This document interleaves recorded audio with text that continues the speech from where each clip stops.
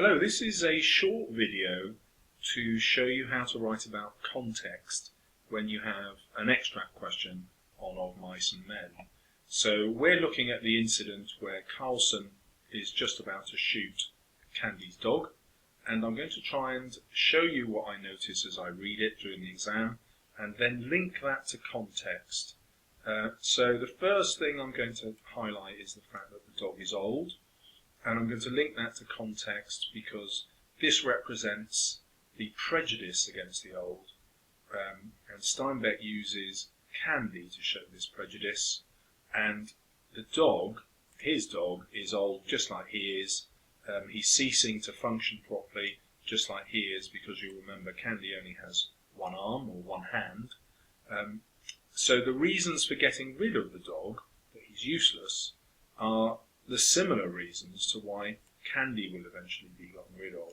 So that's an easy link to the context. During the Great Depression, this kind of prejudice was worse, and what happens to the dog is going to be a symbol of what could happen to Candy. There's also a lot of religious symbolism in the novel. I'll deal with that in a bit more detail.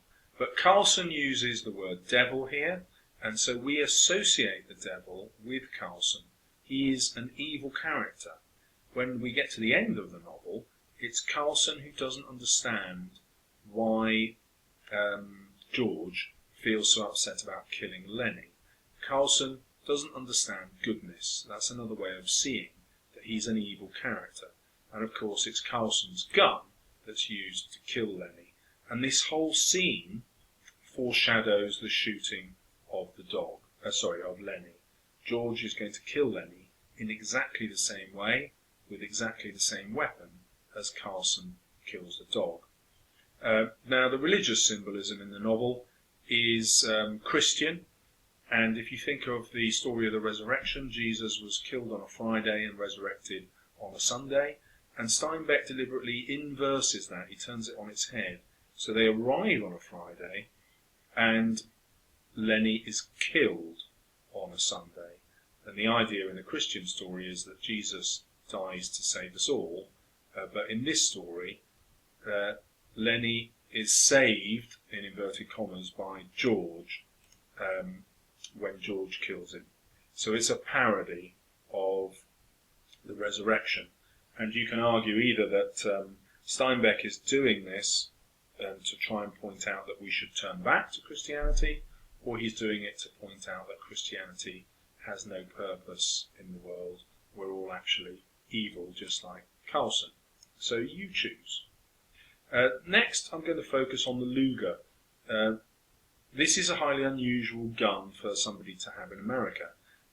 They would have used American makes of gun. But a Luger is the weapon of choice for the Nazis in Germany. And this book is being written in 1937. When the Nazis are starting to threaten taking over other countries in Europe.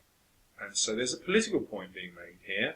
Carlson is evil, hence his use of the Luger, but the wider political point is that poverty, through the Great Depression, gives rise to evil political beliefs. So one way of looking at the novel is that it's not just about these men on the farm. They represent America, or they represent the world, and Carlson therefore represents the evil in it. He is like a Nazi, and he believes in killing for the greater good. He thinks he's morally right to kill this dog. You don't have to look too far into the history of the Second World War to see how the Germans thought it was morally right to kill the undesirable people, people who weren't able-bodied, people who were homosexual, obviously people who were Jewish. And this is all alluded to just with that one reference. So there's a lot of context just in that one word. And just in case you missed it, Steinbeck repeats it twice, as though to say to the reader, look, I'm using this symbolically. It's not an accident that I've given Carlson this Luger. Okay, let's go further on into the passage. And just to spell out the idea of evil further, he has Carlson use this word hell, so he's linked, like he was with the devil, to mankind's evil nature. The next powerful moment I'd like to focus on is Candy looking to Slim for some help. You'll remember that Slim is described as a godlike figure, and so Candy looks as though to a real god for salvation, and Slim doesn't give him any. So you might argue that Steinbeck is suggesting that God actually isn't that interested in human beings. He doesn't respond to how we're feeling. He's an indifferent God, just as Slim is indifferent. He takes an entirely practical view. Yep, the dog stinks, it can't look after itself properly, let's kill it. Further indication of how evil men are in Carlson is the fact that he already has his leather thong. He's already premeditated and planned this murder. And then the use of the word little shows us how little it troubles Carlson. He doesn't think there's anything wrong with killing the dog, and this is echoed at the end of the novel, as I said, when he can't understand George's discomfort at having to kill his best friend. So there are two aspects of the context that I can deal with here. Steinbeck could be arguing that all men are evil, hence the idea of Carlson, or he could be arguing that the Great Depression and poverty brings out evil characteristics in some men, such as Carlson, and you could link that to the fact that most countries didn't embrace fascism and this kind of idea of the survival of the fittest. There were only a few fascist countries. So you can argue it either way. The portrayal of Slim is actually very powerful in this piece. So although Slim is allowing the killing of Candy's dog, it seems to cause him a lot of pain. And our first hint of that is when he says shortly, so in an irritated way to Carlson, take a shovel. So he's quite aggressive to Carlson. And Carlson, you'll notice, has been really gentle in his language. Come on, boy, he's saying, and he won't even feel it. This is ironic. He's pretending to be nice to the dog, but actually he's just going to kill it. But Slim realizes that he's doing something cruel, and that's reflected in the way he speaks to Carlson. You could also argue that he's trying for a little dignity for the dog, so rather than leaving it shot out through the back of the head somewhere on the farm for scavengers to come to, he's insisting that Carlson buries the dog and gives it a dignified death. Once again, you can argue for religious symbolism here, giving it a religious context. So when he leads the dog out into the darkness, darkness could be symbolic of the evil of the ranch, the evil that men do to each other, or this could be an attack on the whole idea of Christian belief.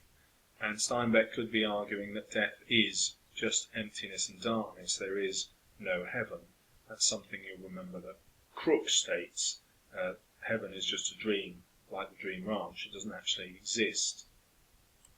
The next thing you'll probably notice is this personification of silence. The silence came into the room, and the silence lasted. And we'll see the silence down here as well. The silence fell on the room again. And this personification seems to suggest that silence is death. Death is literally entering the bunkhouse. Now, what's interesting here is that it stays even though the dog goes out to be killed. And this is foreshadowing. It's giving us the idea that death is going to stay with these characters. And of course, having read the book, you know that George is going to kill Lenny. You could also look at the morality of this. So Steinbeck might be looking at the context and saying, look, if these men spoke up and they didn't allow silence, then this killing wouldn't happen. So just as his novel is speaking up and breaking the silence about how appallingly migrant workers are treated in America, he's suggesting that these men could have spoken up and stopped the killing of Candy's dog. It didn't matter that the dog was useless. His life was more important than that, especially to Candy. The silence is also linked really strongly to invasion. to war and violence. So Steinbeck is suggesting that good people stand by and allow evil things to happen. That's how wars happen. So you could read the novel as an allegory about how wars come about. He could be looking forward, as many people did in Europe in 1937, and thinking that war is inevitable. And the reason it's inevitable is that good people stand around and don't try to make things better. If we return to Slim for a moment, you'll notice that the decision that he himself makes to allow Candy's dog to be shot actually harms him. Slim gazed at him for a moment, then looked down at his hands. He subdued one hand with the other and held it down. And this, if you like, is symbolic of what happens when men decide to seek power. Here, Slim is having to overpower himself. It's his own conscience that he's trying to overpower. So Steinbeck could be arguing that that's symbolic of how even good people do evil acts because they're obsessed with power, or he could be looking at the context of poverty, and it's poverty that makes people think in this totally rational way. If they had more money, then it wouldn't be an issue to have some useless dog hanging around. It wouldn't matter. In fact, they'd have their separate accommodation. They wouldn't all have to share their accommodation with a dog. So it's only poverty that makes people have to make these evil choices. Another way of looking at it is that people have turned away from God. They're no longer looking at Christ's teachings. They're looking at simply what's practical.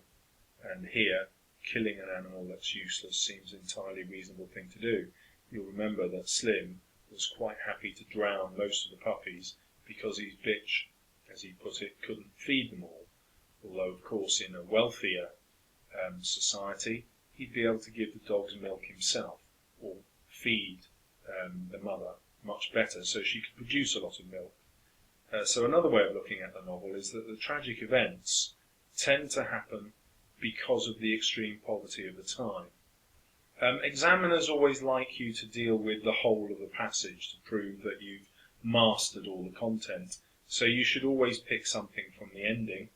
So here I'm going to look at the gnawing sound, which is probably a rat, but is also symbolic of their consciences, perhaps.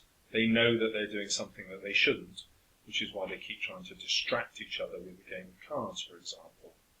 And then the repetition at the end of Candy continuing to stare at the ceiling, which we've had all the way through this extract, could be symbolic of Candy looking towards heaven for hope, and that hope isn't coming.